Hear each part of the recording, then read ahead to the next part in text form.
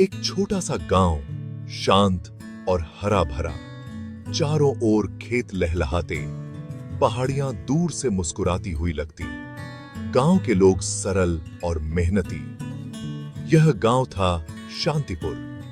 यहां जीवन एक शांत नदी की तरह बहता था। सूरज उगता, चिड़िया चहचहाती और किसान अपने खेतों की ओर निकल जाते। शाम को सब थके मांदे घर लौटते। बच्चों की हंसी, औरतों की बातचीत एक मीठा संगीत बन जाती। खुशियां ही खुशियां थीं। पर ये भी एक ही चीज कि एक घटना के पहले तक थी। गांव के बाहर एक पुराना हवेली था। उसके खंडहर खामोश खड़े थे। दीवारें टूटी हुई, खिड़कियां बिना शीशे के। कहते हैं वहां कभी एक अमीर जमींदार रहता था। एक रात डाकुओं ने उसकी हत्या कर दी। तब से यह हवेली उजाड़ पड़ी थी। गांव वाले इस घर से दूर रहते थे। कहते हैं यहां अब भी उस जमींदार की आत्मा भटकती है। लोगों ने रात को यहां से चीखें सुनी थी। एक डर, एक सस्पेंस इस वीरान हवेली के साथ जुड़ा था। शांतिपुर में ही रहती थी मीरा, अमीर जमींदार की इकलौती बेटी। नाक नक्श तेज, लेकिन दिल काला। मीरा को गहनों का बहुत शौक था। नए नए गहने पहनना, दिखाना उसे बहुत पसंद था। एक दिन गांव में बाजीगरों का एक टोला आया। उनके पास अनोखे गहने थे। मीरा की नजर एक हारे पर पड़ी। हारा बहुत सुंदर था। चमकदार हीरे और मोती जड़े हुए थे। मीरा ने वह हारा खरीदने की जिद पकड़ ली। उसके पिता ने बहुत समझाया। गांव वाले भी बोले यह हारा अशुभ है, लेकिन मीरा न मानी। उस रात मीरा चुपके से घर से निकली। उसके हाथ में एक लालटेन थी। मीरा सीधे उस वीरान हवेली की ओर चल दी। मीरा ने सुना था कि हवेली में एक गुप्त तहखाना है और उस तहखाने में अनगिनत खजाने छिपे हैं। डर के मारे उसके पैर कांप रहे थे, लेकिन लालच ने डर पर विजय प्राप्त कर ली। मीरा हवेली के अंदर दाखिल हो गई। हवा तेज हो गई। पेड़ सरसराहट करने लगे। उल्लू कर्कश आवाज में बोला। लेकिन मीरा आगे बढ़ती रही। एक टूटी हुई दीवार के पीछे उसे एक सीढ़ी दिखाई दी। यह सीढ़ी तहखाने की ओर जाती थी। यह सीढ़ी तरह। मीरा सीढ़ियां उतरने लगी। तहखाना अंधेरा और बदबूदार था। चूहों की चू चू की आवाज आ रही थी। अचानक लालटेन की लौ हिली और बुझ गई। मीरा अंधेरे में चिल्ला उठी। उसे अपने आसपास एक खौफनाक एहसास होने लगा। कौन है यहां? मीरा ने कांपती आवाज में पूछा, लेकिन कोई जवाब नहीं आया। तभी उसे अपने पीछे किसी की भारी सांसों की आवाज सुनाई दी। मीरा ने धीरे से पीछे मुड़कर देखा। उसकी हथेलियों में पसीना आ गया। उसके पैर जमीन से चिपक गए। उसने जो देखा वह भयानक था। एक चुड़ैल खड़ी थी। लंबे बाल, लाल आंखें और नुकीले दांत। उसकी जीभ बाहर निकली हुई थी। वह मीरा को घूर रही थी।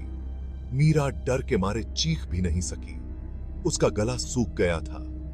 उसने पीछे हटने की कोशिश की, लेकिन चुड़ैल ने उसे पकड़ लिया। तुम मेरे घर में क्यों आई हो? चुड़ैल ने भयानक आवाज में पूछा। उसकी आवाज ऐसी थी जैसे लोहे पर लोहा रगड़ा जा रहा हो।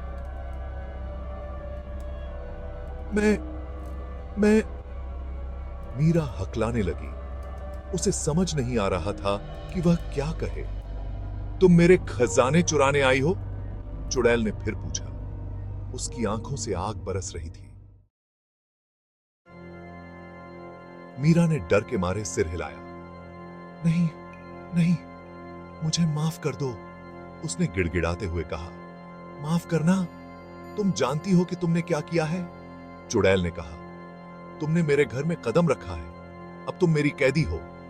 चुड़ैल ने अपने नुकीले नाखून मीरा के हाथ में गाड़ दिए। मीरा दर्द से चिल्लाई, लेकिन उसकी चीख कोई नहीं सुन सका। चुड़ैल मीरा को तहखाने की गहराई में ले गई। अंधेरा इतना घना था कि कुछ दिखाई नहीं दे रहा था। मीरा की चीखें धीरे धीरे फीकी होती गई। फिर सब कुछ शांत हो गया। मीरा गायब हो चुकी थी। अगली सुबह गांव वाले मीरा को ढूंढने निकले। उन्होंने पूरे गांव में खोजबीन की, लेकिन मीरा का कोई पता नहीं चला। कुछ लोगों ने बताया कि उन्होंने आखिरी बार मीरा को हवेली की ओर जाते देखा था। गांव वाले डर गए। उन्होंने हिम्मत करके हवेली में प्रवेश किया। हवेली खाली पड़ी थी, लेकिन जमीन पर कुछ निशान थे। निशान ऐसे थे जैसे किसी भारी चीज को घसीटा गया हो। गांव वालों को समझते देर न लगी कि मीरा के साथ क्या हुआ होगा। चुड़ैल ने उसे ले लिया था। गांव वाले भयभीत हो गए। उन्हें अपनी गलती का एहसास हुआ। उन्हें मीरा की नहीं सुननी चाहिए थी। उन्होंने चुड़ैल को शांत करने के लिए पूजा पाठ कराई, लेकिन कुछ फायदा नहीं हुआ। मीरा हमेशा के लिए गायब हो चुकी थी। कुछ दिनों बाद गांव वालों ने हवेली को जला दिया। उन्हें उम्मीद थी कि इससे चुड़ैल का खात्मा हो जाएगा, लेकिन चुड़ैल का खौफ अभी भी गांव वालों के दिलों में जिंदा था। उन्हें हर पल डर सताता रहता था कि कहीं चुड़ैल फिर से ना आ जाए। मीरा को उसके लालच की सजा मिल चुकी थी। मीरा को उसके लालच की भीख दी गई।